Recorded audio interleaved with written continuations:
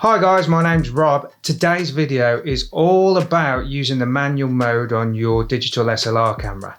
So if you want to get the best out of your camera, use manual mode. I know that's the most scary button in the world if you've never used it before, but believe me, it gives you the ultimate control over something that costs you a fortune. So why not learn how to do it with me today? Let's dive in. In your camera, you've got three settings. You've got aperture, you've got ISO, and you've got shutter speed. All of these things make up the exposure triangle. That's my triangle there, okay? Altering each one of these one after another or all together will give you the perfect exposure. Now, what we're trying to do in your camera, if you look through your viewfinder, you'll see that there's a little sort of meter there with little lines, and we're going to try and get that into the center. That's the aim of what we're going to try and do with the three settings I'm going to talk to you about now. So number one, shutter speed. This is the easiest to explain. If you're going to photograph a fast moving object and you want to freeze the action, shutter speed, the number needs to be high. So 1/250th of a second means that when the shutter opens, it just goes like that, really quick, lets in the smallest amount of light, 1/250th of a second, and then closes again. Okay, if you've got like a landscape and you want to take a long exposure of a landscape, it can open like 1/60th of a second, right up to whatever you like. You can have it in bulb mode if you like. That's another video though. So shutter speed, the lower the number, the more blurred the action. The faster the number, the more frozen the action. Remember that. Okay, so the next part is aperture. Now, when you look at what you're looking at right now, you can see that my background's a little bit blurred.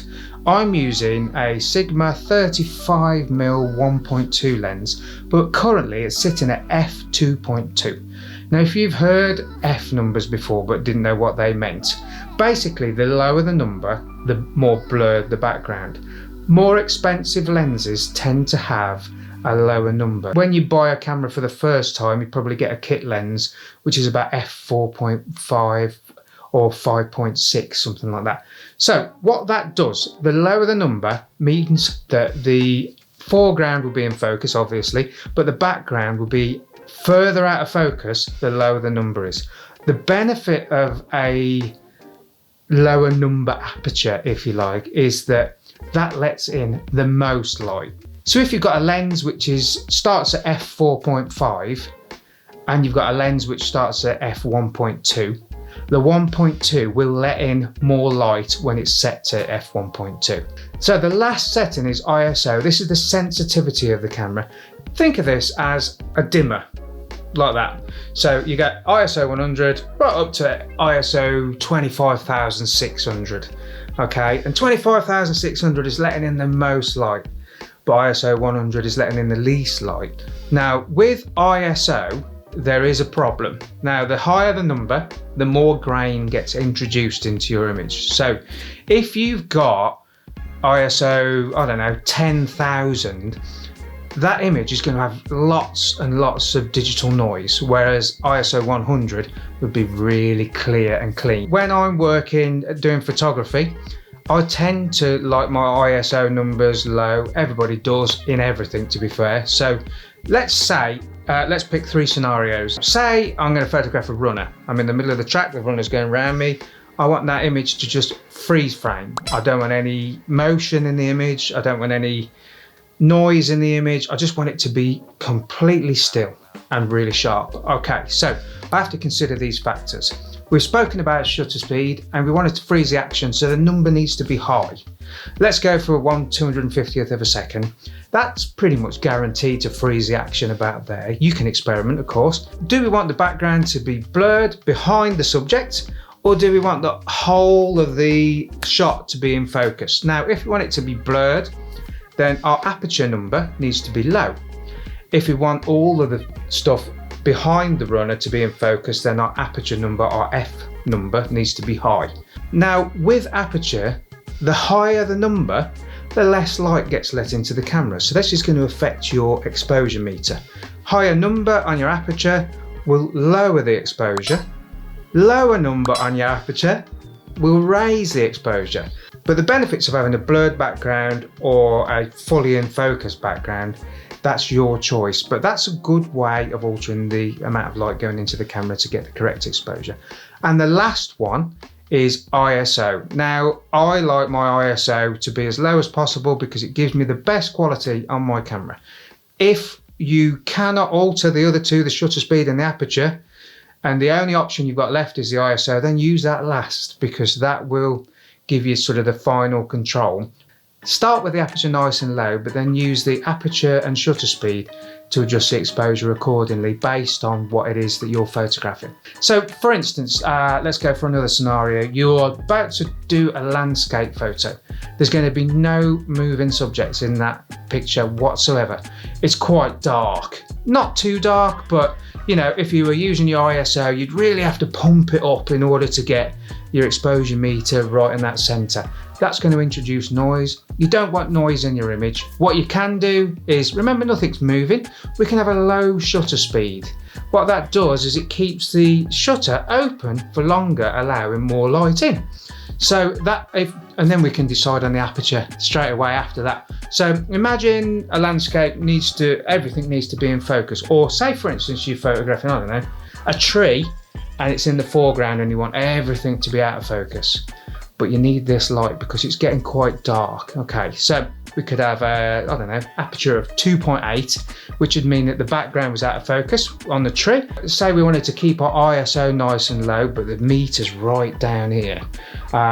What we could do is adjust our shutter speed now. So, you know, start knocking it down in increments until you get everything right. On your camera, you can half press your button on the camera, which will show you what your exposure is going to be on your exposure meter as well. So you don't have to keep taking photos in order to find when it's exposed correctly. You can just half press the button and it will show you on your meter. So adjust your shutter speed, hold the button half down, you know, and just keep doing it until it's in the center. Then take your shot and have a look.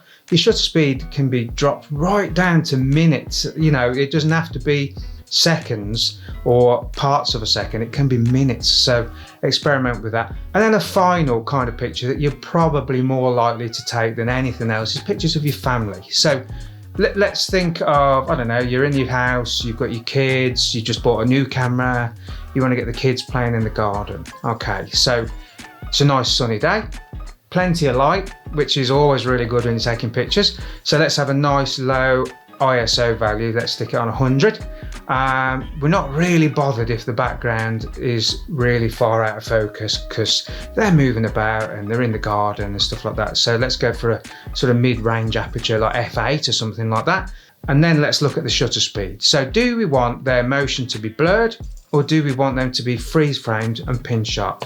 Of course, you know, you want the best quality pictures of your kids possible. So you want them to be freeze framed. So you're going to need a high shutter speed.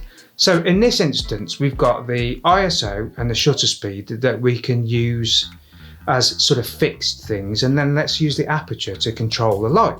So we've gone for 2/50th of a second on your shutter speed and ISO 100.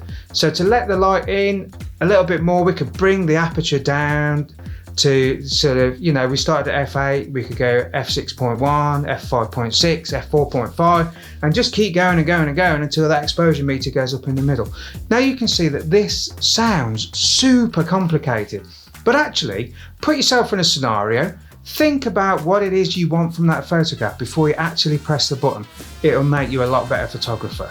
Don't just point the camera and shoot. Have a think about what it is that you want from that photograph. Do I want the motion to be blurred? Do I want it to be sharp? That's shutter speed.